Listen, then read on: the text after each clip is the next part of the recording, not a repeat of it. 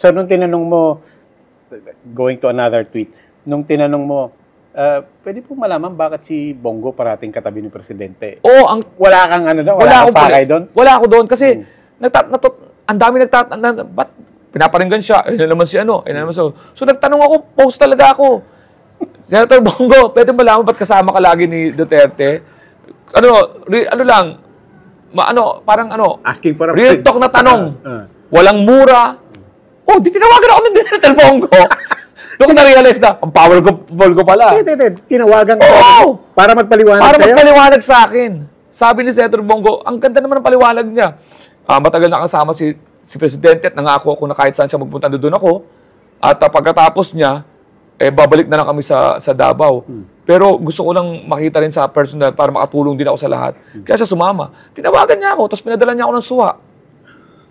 At naging pagkatapos nakilala ko pa siya. So, pero napagnilayan mo ba yan? Parang ito ako, people, never mind you yourself, but people call me komedyante. Di ba? Oo.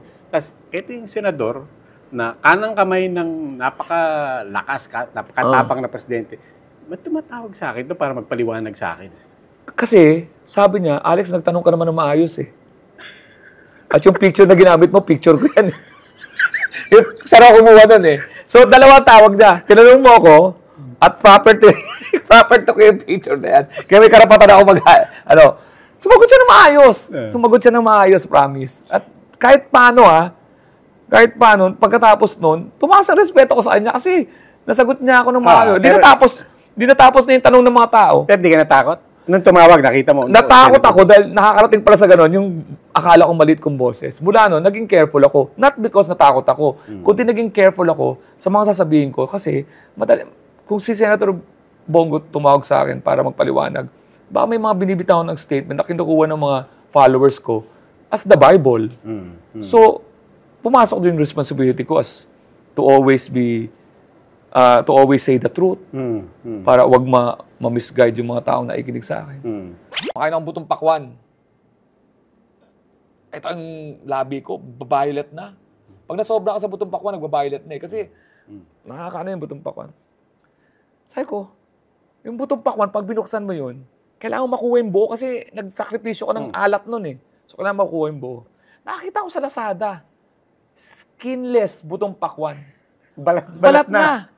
So, siyempre, sa taong hindi komedyante, binalatan. Sa akin, iba na pumapasa sa isip ko noon. Lalagyan ko na ng twist yun. Sabi ko, skinless butong pakwan. Kung sino man ang gumagawa nun, ang tindi ng self-control niya.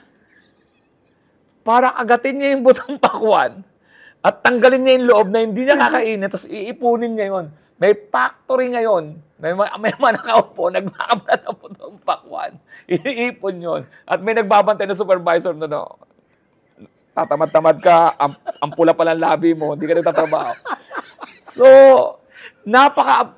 pero wala pang kumontra sa akin na sasabihin ko sa kanya pag nilagyan niya ng logic ko na, hindi, may machine na ginagawa yan.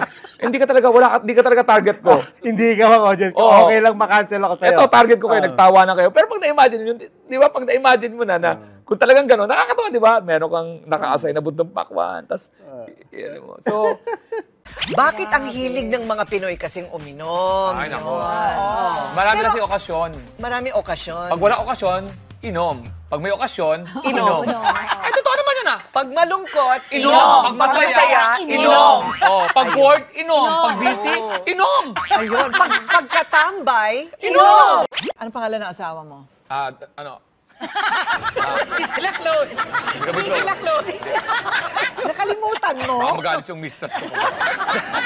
Magsiselos yung Masasalos yung mistress ko. Sabihin na lang nating Sylvia. Pag Sylvia yung mistress ko.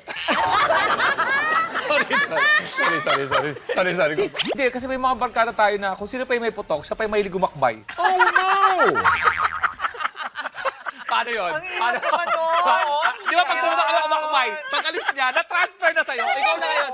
Bago kayo nakikita, di ba, magbebeso kayo, mag-aakap Ako, kayo. yung may bad breath, siya pa yung mahilig bumulong. Ay, hindi ko carry. Diba? Kaya para pag bumulong na, kala niya nasa siya ka sa binulong niya, hindi yung naka-anticipate. Oo, tama. Nakamuhi mo yung mga 3 days ago.